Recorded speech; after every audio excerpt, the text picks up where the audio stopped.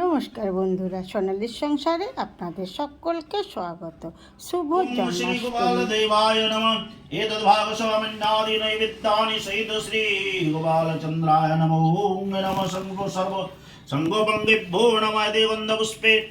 ওং নমঃ সর্বমঙ্গলায় নমঃ রত্নবেদিকায় নমঃ শ্রী গৌরচণ্ডিকায় নমো নমঃ। সপরিবারকং সর্বমঙ্গলকামনার্থং সখীগণাদি সহিতায়। ओम देवाय नमो सर्वसखीगणादि सहित सर्वदेवाय नमो नमः। ओम नमः तत्र पूजनीय सर्वमंगलकामनार्थं पूजो पूर्वक सहित सर्वदेवाय नमः।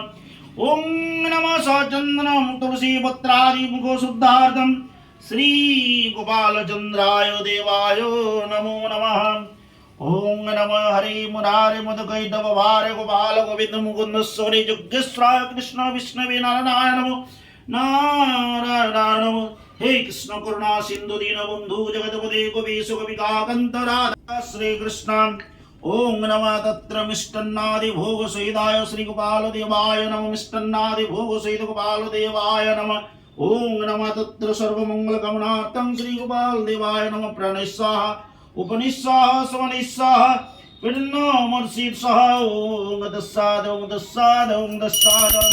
ओम श्री कृष्णाय हरे कृष्ण कृष्ण कृष्ण हरे हरे हरे राम राम राम हरे हरे।